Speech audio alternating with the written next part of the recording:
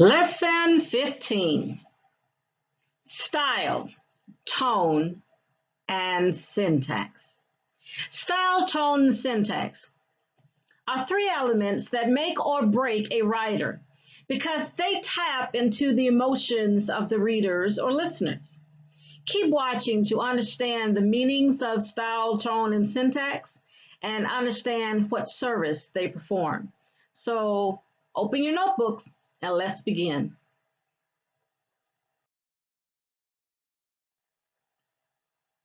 Usually, when I ask my students, what do you like to read?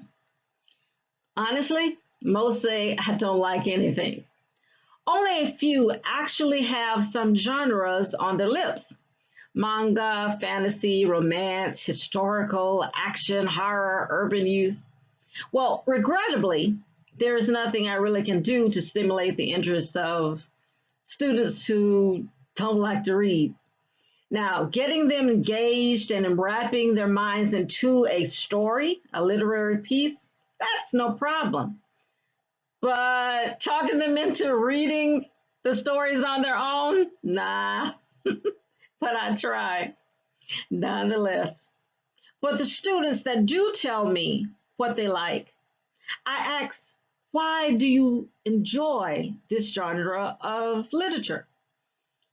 The reasons I'm given speak to the writing style, tone, and syntax. Let's investigate. Let's begin with style. A writing style is the way a writer writes or the method an author uses in his or her writing. I'll discuss and describe four types of styles. Now, there are many more, but I will talk about just four: expository, descriptive, persuasive, and narrative. I will also give an example for each, talking about a party.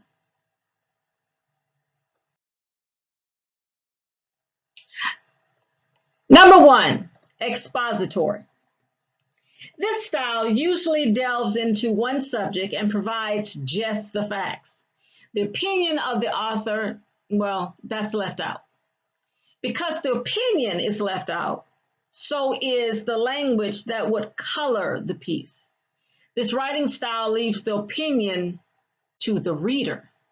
Think of this style like a newspaper or journal article. Example: the attendees arrived to the Chevalets' home between 6:30 p.m. and 7 o'clock p.m. in chauffeured black limousines. Each party participant, all in their 30s, walked into the home's decorated ballroom while trumpets announced their arrival. Now, students usually find this kind of writing, well, on the boring side.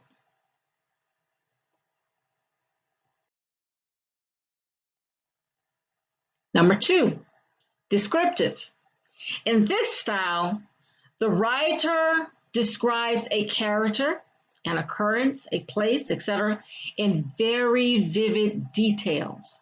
She uses extremely colorful and poetic language that appeals to the five senses: taste, sight, touch, hearing, smell.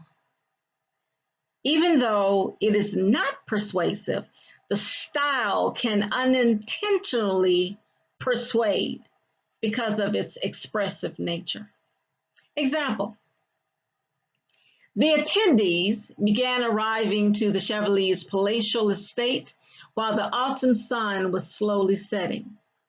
The backdrop of the glowing sunset was spectacular as this gathering of 30-plus-year-olds arrived in black limousines.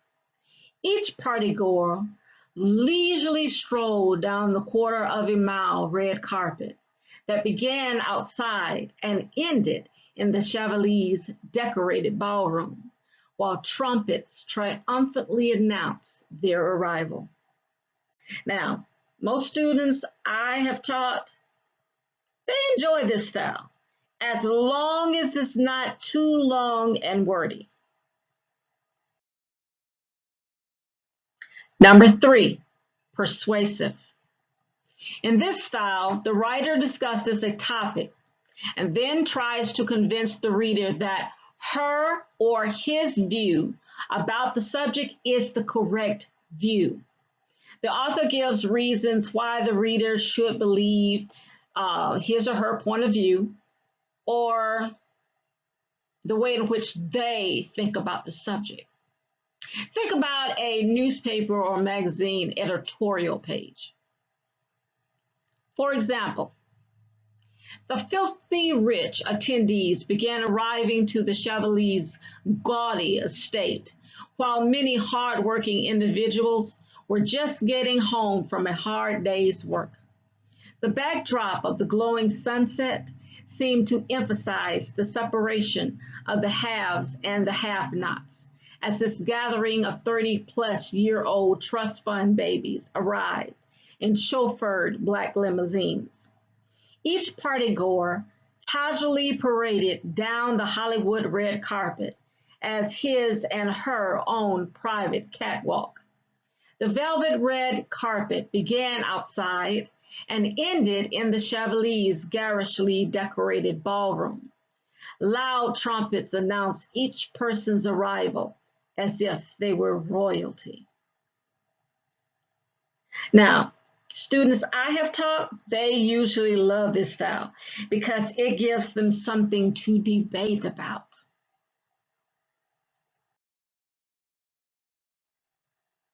And number four, narrative. In this style, the author narrates or tells a story.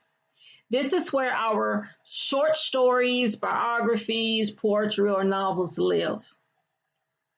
Example. Now, maybe you have never been to a Beverly Hills mansion party. Well, I have. Let me tell you about it. I won't ever forget that night. I arrived at 5 o'clock p.m., aware that the only reason I was there was to capture the night on film. I set up my cameras near the entrance and in the ballroom.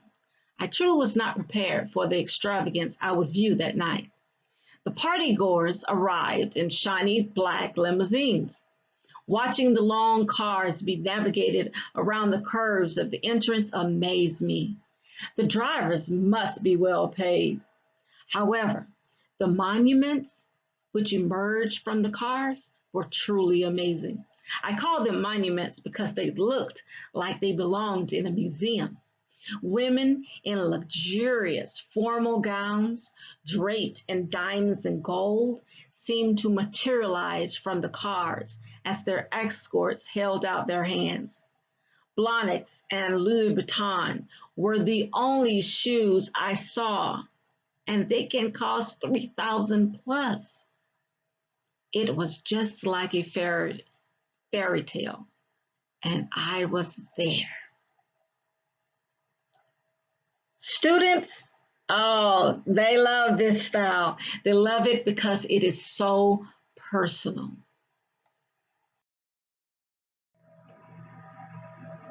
On to tone. Tone. The tone of a piece of writing is the general attitude shown or depicted. I often tell my students that a tone is a feeling.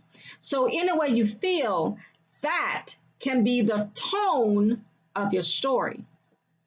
Your tone can be comic, witty, sad, playful, introspective, serious, sinister, threatening, mysterious, or ironic, to name a few.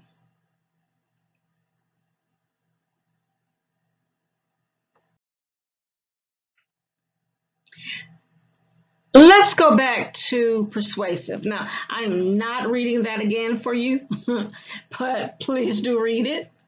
But what is the attitude or tone of that passage?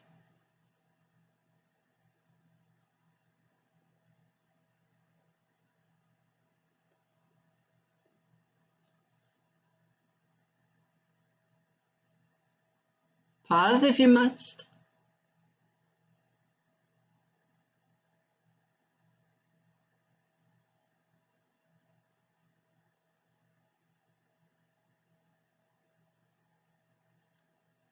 The author seems to be disgusted. So the tone is one of disgust. He seems to be incredulous that people would waste thousands on a party while there are so many people starving, even though they're working from 9 to 5. The author stresses that these individuals are 30-plus-year-old, and yet they are trust fund babies, which means they probably inherited the wealth and now are independently wealthy and don't need to work. Yes, I would say it had a tone of disgust. Now, notice how I supported my answer with examples from the passage. Always be able to support any answer you give. Even if your reasoning is faulty, have a reason. Also, remember I said it was persuasive? Did the author persuade you that having the party was a bad thing? If they did, then that was exactly what they were trying to do.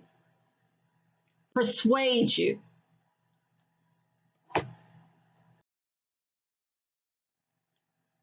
How about narrative? What is its attitude or tone? And once again, you may read it.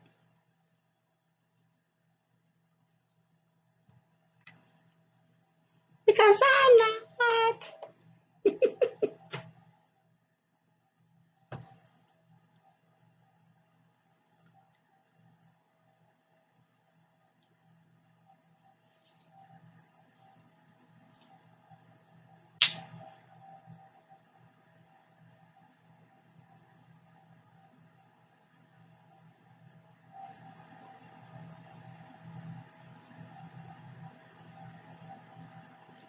Yes, I would say the passage had a tone of amazement and wonder. She compares it to a fairy tale. She is excited to have witnessed and attended the party, even just as a filmographer. We can picture her as a child going to the fair for the first time. She is excited and impressed. Yes, the tone is amazement and wonder.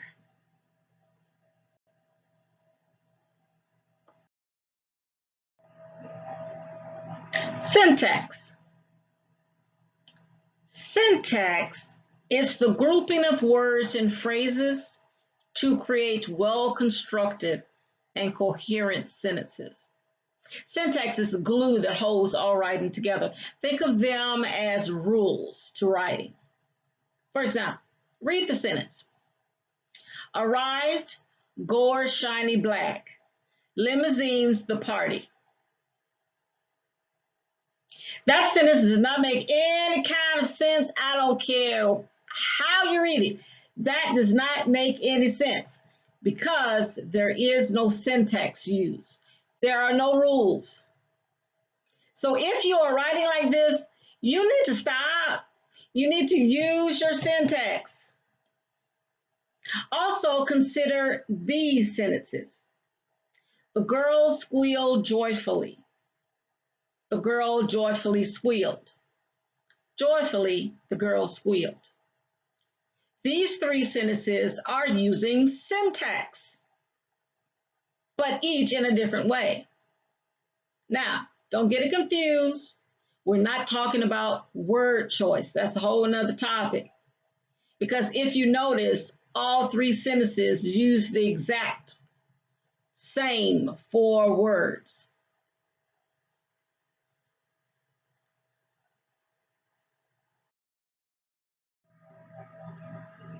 Two examples of syntax format. A simple sentence. The syntax of the simple sentence is the subject-verb format. Compound sentence. The syntax of the compound sentence is the subject-verb format. I use these two examples because we have studied them. If you follow the syntax of a simple or compound sentence, you will always have the above format. Yes, you may invert them, but you've got to have them. Everybody has to follow those rules. That's it. I know we've covered a lot, but please rewatch this video to review and clarify. And until next time, consider the words of Rita Mae Brown. Language is the road map of a culture. It tells you where its peoples come from and where they are going.